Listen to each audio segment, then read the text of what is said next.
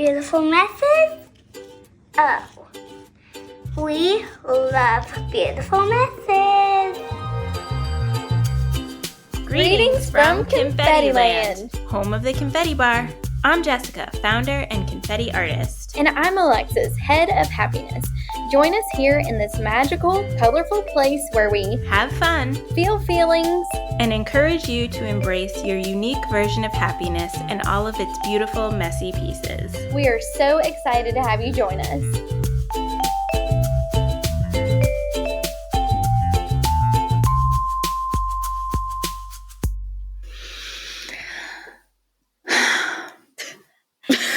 Happy New Year! Happy New Year! Froze right up as soon as I hit record. Okay, with the new year, I feel like it is only apropos that we chat about things related to a new year. And that often comes with a conversation about resolutions. But I think we can take a slightly different perspective today and maybe chat about changing our perspective on New Year's resolutions and just changing our perspective in general. Yes, that's what we're here for. I feel we're here for it. Yeah. And I could be, I don't know, correct me if this doesn't sound right, but I feel like so much of what we want to do is give people reminders of how to practice joy and fun and hope and light. And All I feel those like things. that's what we're going to be doing today. Yes, just friendly reminders, a little inspiration for you, maybe a way to see things a little differently and get you to think about all the joy and all the fun and all the color and all the light and all the beautiful messes. Yes. All right, so I have to know. So I know last year we talked about how to celebrate a new year, and we obviously talked about some of this, but in the specific context of resolutions, are you a resolution girly? You know, I don't know that I can say that I am. I think that there are always maybe some like goals that I have, but I usually don't sit down and make a list per se. I think I adopt kind of more of like a word of the year. Yeah. I don't know. That sounded weird. Trying to use my words to describe the word.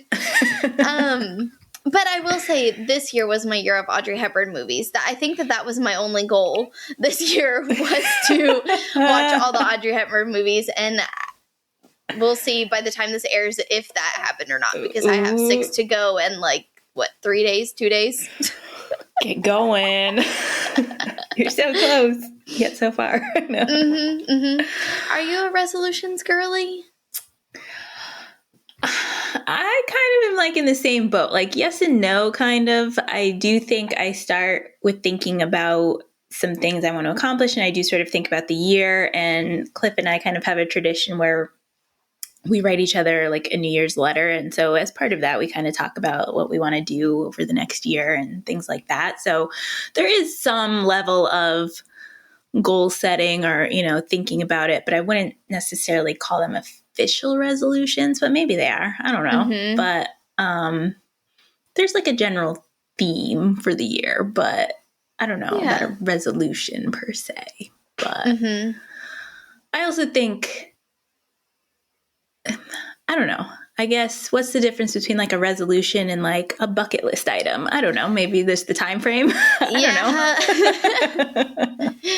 Yeah. But you could make a 2025, 2026 bucket list, something. Yeah, I guess. But yeah, okay. So, it's a mixed bag. I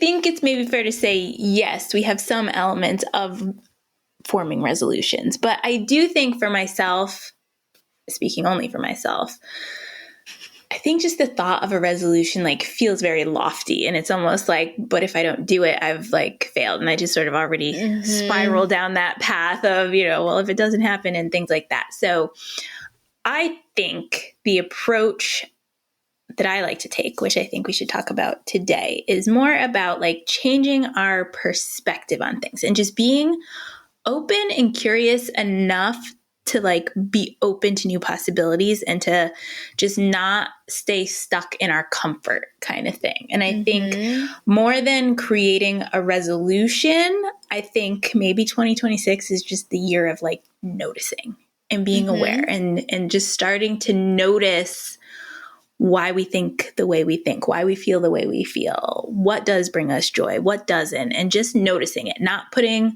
a specific goal attached to it, not putting a resolution to it, but just committing to noticing how we feel and how we think.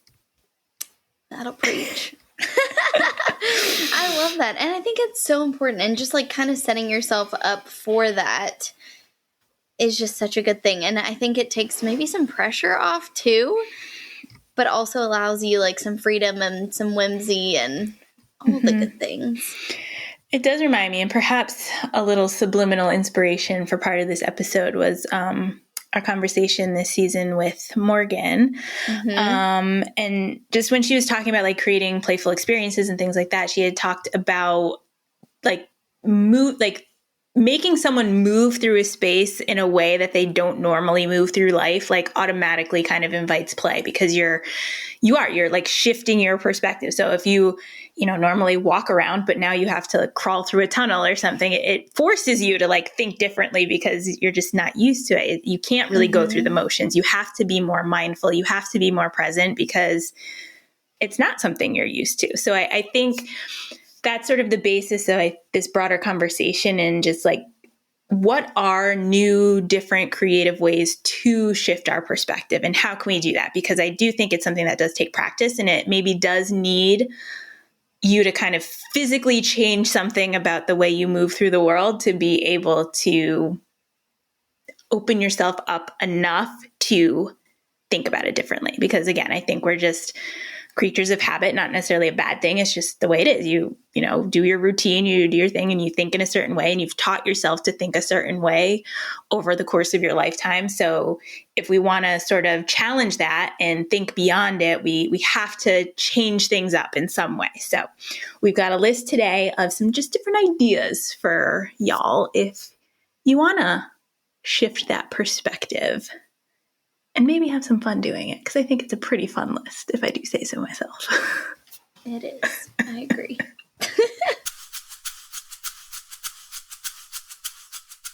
All right. Well, then let's just dive right in.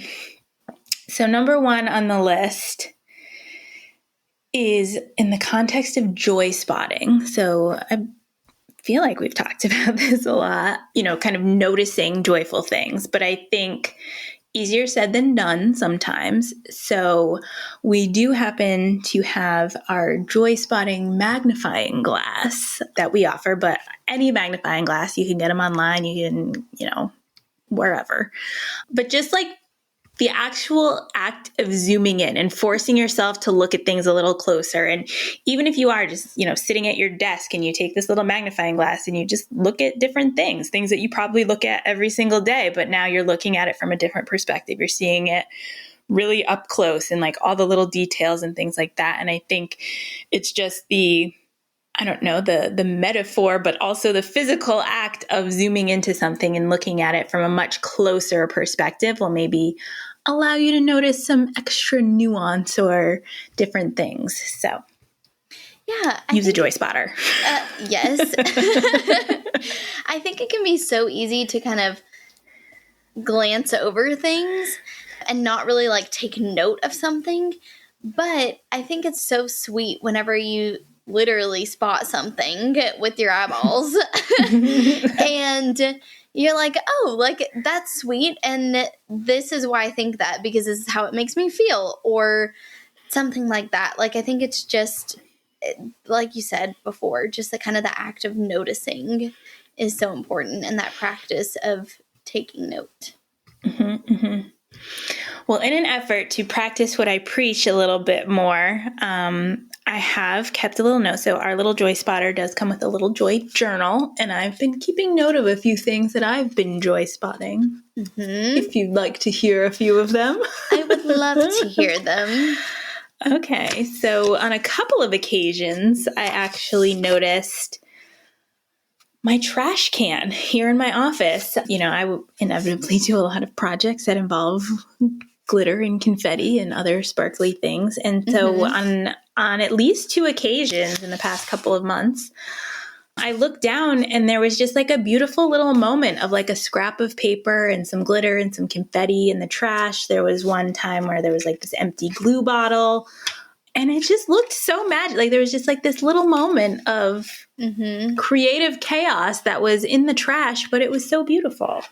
Yes. And I took note of that and I joy spotted it. Good. I feel like that's something that our friend Tiffany Pratt would also joy spot. I hope so. Another one, Miss Emmy Joy gave me a little bouquet of fake flowers that she made, complete with a confetti paper wrap. I actually have it right here.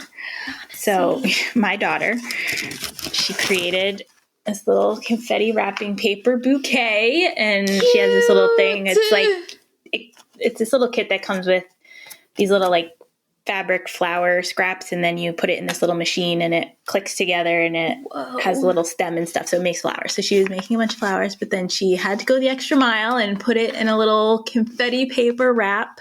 That's the cutest thing. And it just sits here on my desk and makes me so happy. And so I was joy spotting that. And then just one more. Let's see, what do I have here?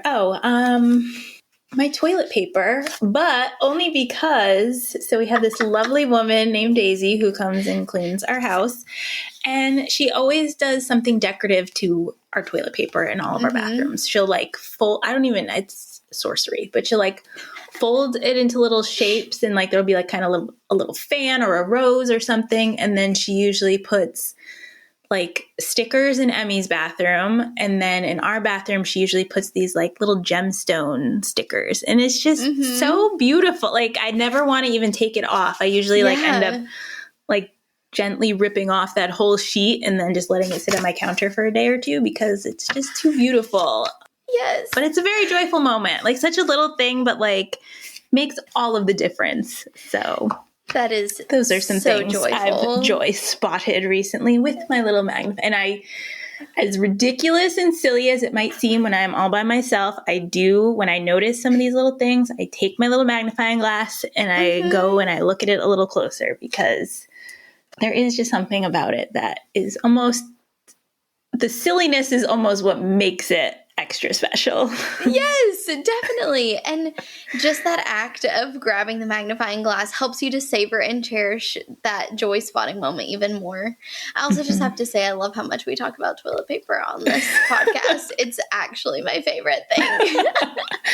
It is a recurring theme. I love that. Do you want to hear a few of mine as well? Obviously. Okay. Please, please, please. It's just a joy spotting situation because I wrote in this journal with a yellow glitter pen. So that right now is also just bringing me a lot of joy. I bet that looks magical under the magnifying glass, looking at all the little glitter. Test it out. Okay, you can't see that from there. But I think, honestly, all of mine involve people. It's so creepy to say that I love people watching. They all involve toilet paper. Sorry. If only. Next one. Okay. It's just like people are better than toilet paper. We'll just say that right off the bat. In most cases. But also people need toilet paper, so True. So good. But yeah, I don't know. I think it's just fun to like notice people kind of doing their own little thing like out in the world. It's just sweet. So a few weeks ago I was at TJ Maxx and I don't remember what I was getting, but there was a girl in front of me and she was probably like middle school-ish. And she had tinsel in her hair, which was my first joy spot situation. Yes. It was incredible. A kindred spirit. You know it. And also she, like, you could tell like her mom had just bought some things and that she specifically had like saved up allowance to purchase whatever it was that she was getting. And that just made me happy. Like, I just feel like I remember those days and I was here for the tinsel hair. So that was a moment. Love it. Yes. I also witnessed a blue jean jacket assist, which was just really sweet. You can tell I'm in the South with the jean jacket. But that just made me happy. It's just like seeing somebody take care of somebody else just makes my heart all fuzzy and warm. And along the same lines, out and about sometime in November, I should have written the date down, but an older couple was holding hands across the table at dinner, and that made my eyeballs sweat a little bit. Oh, my goodness. Like, just to see, like, and I mean, who knows, like, if they've been together for a long time or not. I assume that they have been, but I don't know that. But it's just, like, seeing two people who've, like, built some kind of life together and still just, like, want to be close to each other was really sweet. Oh, that is very sweet. Right? Gets me right in the feels. Sure does. I love that list. Clearly you get out a lot more than me. Mine is trash and toilet paper. Okay. But I love that you're finding the beauty in your home. Look at me noticing. You're noticing still. Noticing from the trash and the bathroom. But I think it's fun that our lists are like kind of very different. That tracks. It does. And I think that will make me think of like the more of like the magic around my house listening to your list. So there's that. I'm gonna try and maybe step outside for a while and experience these people you see out in the world. That's really funny. Oh, I love it. Okay, next up, I think another way to shift our perspective, and this one I think is a fun one, and there's so many ways you could take it, but I think the overall concept is wearing different kinds of glasses. But now I have some specifics for them. So I think this is the idea of, like seeing the world through rose-colored glasses, but like taking it 10 steps further. So like physically putting on... like, physically looking through something differently than you normally would. There's just rainbow colored like sunglasses, which, side note, as I went down a little bit of a rabbit hole, there actually is something called chromotherapy, which has a lot of different kind of ways people approach it. But there are specifically chromotherapy glasses where they are in like all different rainbow colors and supposedly like different colors heal different things. If you'd like to know what Chatty G has to say about it, I would. Chromotherapy glasses use colored lenses to filter light, aiming to influence mood, emotions, and well-being by leveraging the belief that different colors have distinct vibrational frequencies affecting the body, with popular colors like yellow for happiness or blue for calm, though they alter vision and should not be used for driving or hazardous activities. They're sold in sets, usually for mood balancing, often for short daily sessions, acting as novelty items to feel brighter or focus energy. But regardless if that's your purpose or not, I think just even if they're just cheap novelty, like colored glasses that you can get online, I think just the act of having to look at things through different colored lenses is literally a fun way to look at the world. And per the disclaimer, obviously don't do anything super serious like drive or something while wearing them. But just to take a few minutes to like, hey, I'm at a park or I'm in my house. Let me throw on some pink glasses and see what the world looks like for a few minutes, or green or blue or yellow, whatever it is. But I think just in general, that's a really fun way to look at the world differently. I support this. I have not heard of this before you right now. Well, so it's a thing. I'm a big fan of this. And like you said, even just like putting them on at your house for a little bit, or I'm thinking it'd be so much fun to go for a walk in these puppies in the neighborhood and just kind of notice things differently. It's just truly like that shift of getting out of the mundane and the ordinary and changing things up just a touch so that you can see things in a literally new color. That's really cool. Okay, so on this train, there's also, have you seen the kaleidoscope glasses? No, I'm living under a rock. So they're literally like novelty glasses that you get, but the actual lenses are like kind of prisms. So as you look through them, it's like crazy. So that's really one, like you need to be sitting stationary to use them. But like you just look around and, you know, things are reflecting and multiplying. And I don't know, it's kind of fun to, again, like look at it through kind of a kaleidoscope lens and see.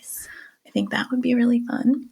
And then I just think in general, even if the lenses themselves are not super different or fun, just like wearing fun sunglasses. So whether it's like they're disco I've seen ones that have like disc. I think I even got you ones that like have disco balls hanging from them.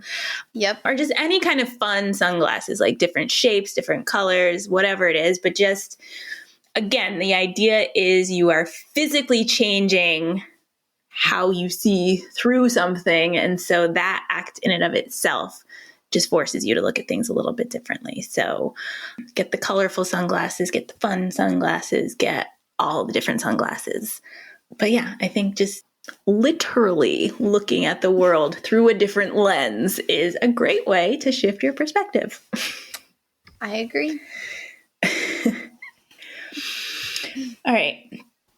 This next one is one I actually used to do as a kid sometimes. And I have to say, I haven't done it in a long time. And when I was kind of brainstorming this list and I thought of it, I was like, oh man, I remember I used to do that. But I used to lay on the floor in like my living room or my bedroom or wherever and like look up at the ceiling and sort of picture as if that was the floor. So like thinking about, oh, if that was the floor and I was walking around, or if like kind of things were shifted upside down, what would it be like? And if I was standing there and like all my furniture was on the ceiling, like, you know, just sort of imagining and thinking about what life would be like if literally your floor and your ceiling were swapped. So I think, you know, it's kind of silly. And again, I used to do it as a child, but I think it would be fun to do now. I agree. That is so fun. Even when I just like sit in a different spot in my apartment, like it's fun to see things from that different perspective, because a lot of times like I'm sitting at my little kitchen island right now and I'm always facing the kitchen, but every now and then I'll put a chair on the other side for some reason and I get like a kind of a different view from the same spot. It's very fun. And just like, I don't know, I think it like scratches an itch of like needing something like more fun or exciting and like not just so habitual, because I am quite the creature of habit. Same. I also, side note, I think the ceiling is like a very underrated / underutilized area of our home. And I've been seeing so many things online where like people wallpaper their ceiling, or like, have you seen, especially for the holidays, I see you have some fringe and garland in the background, but like people who literally like put tons of tinsel and garland and stuff like all over their ceiling for the holidays. But I think that should be an everyday occurrence. I agree. I did used to have a glitter ceiling at one of my bedrooms that I lived in.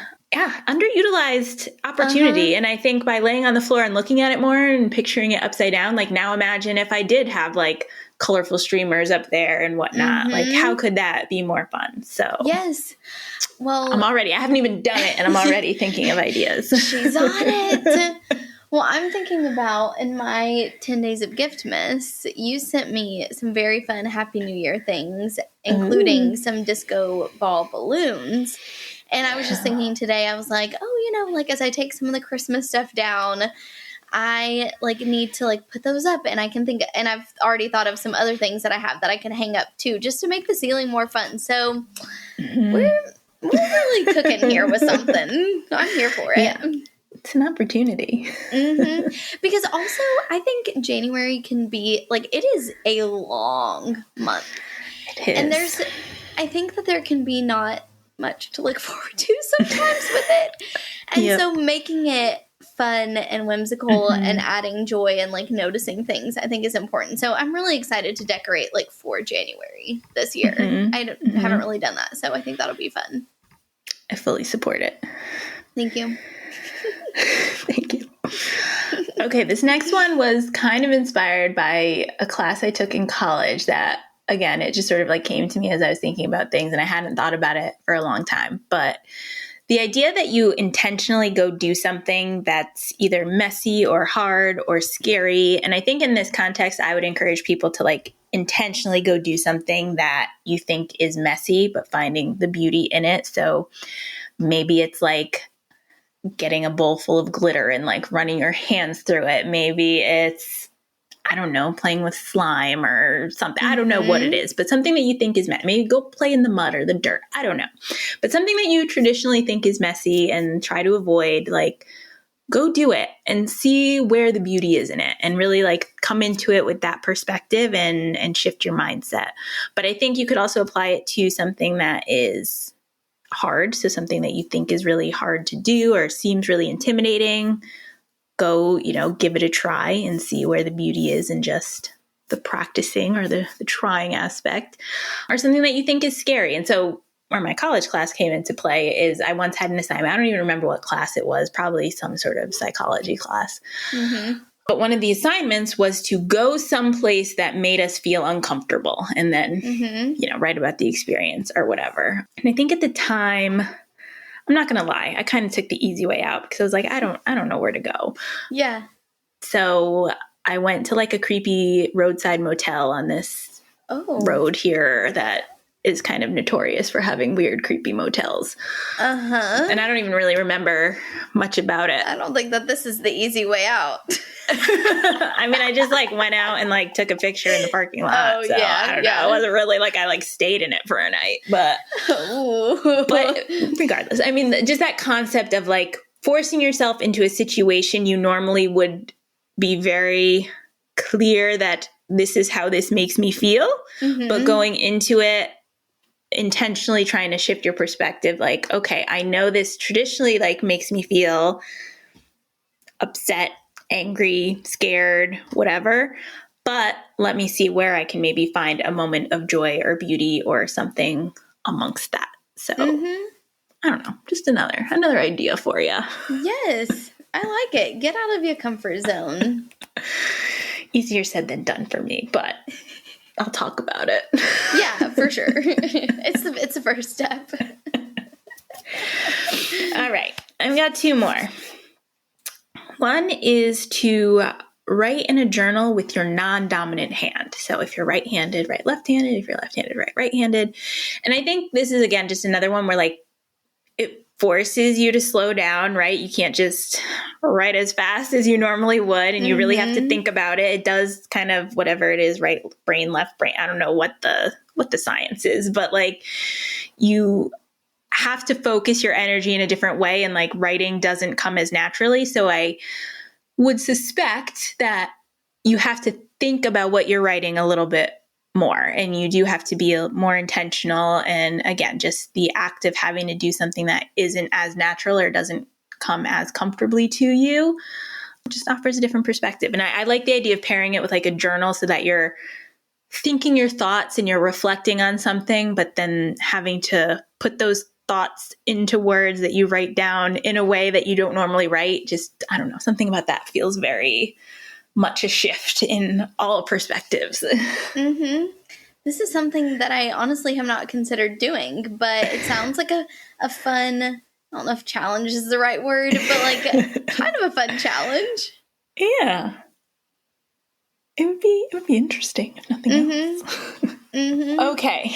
My last idea here is just to surround yourself with art. But I mean that in the way of surrounding yourself with things that make you feel something. And that something doesn't have to be necessarily good and joyful and like, oh, this is so beautiful. It could just be something like, this confuses me, or I'm not really sure what this is, or, but I think it's putting stuff in your home. So that's one way, is just to have art in your home. Because I think, for me as an artist and as someone who very much likes collecting art, just having things on your walls that was made by someone else and kind of has their perspective infused in it, but now you get to look at it and what do you take from it?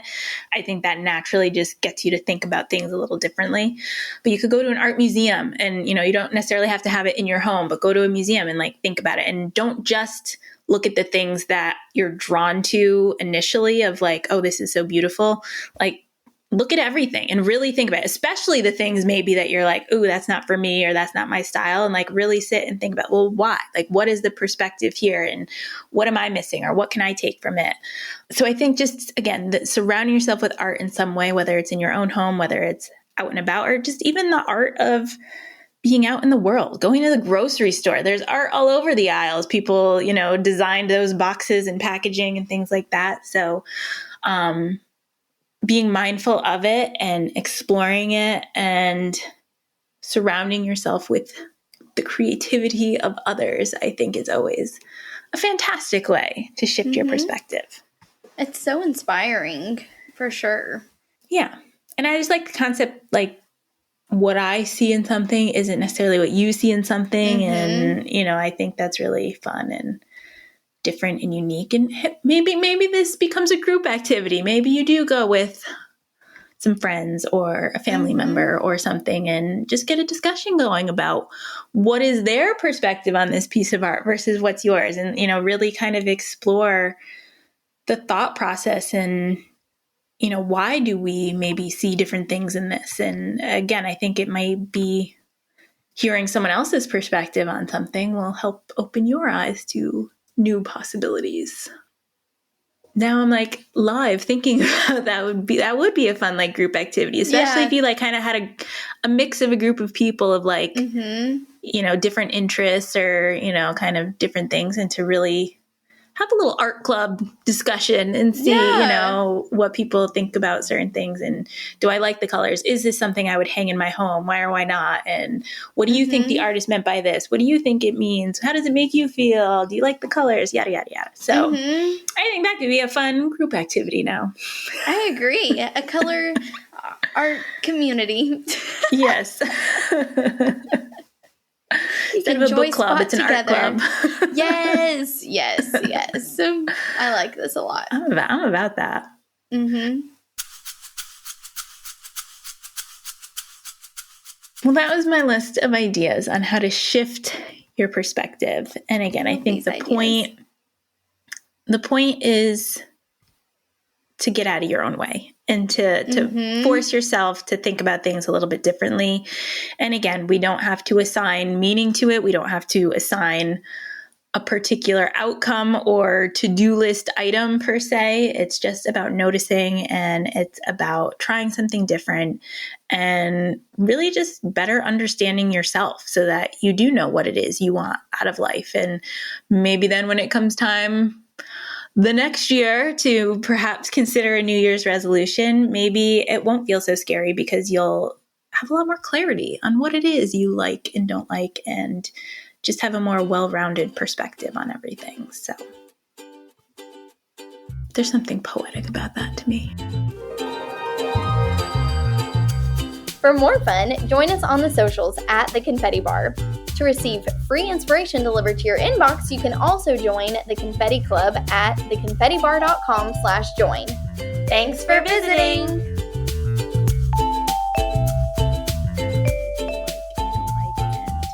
Just have a more well-rounded perspective on everything. So there's something poetic about that to me. There sure is. I got nothing to bring us home. I think that was a perfect bring us home. Seriously. All right, then we'll just leave it at that. Yeah, I think the ending right there is, and there's something poetic about that to me. Cut me out of there, Cliff. Cut her out. Cut me out. All right. Signing off.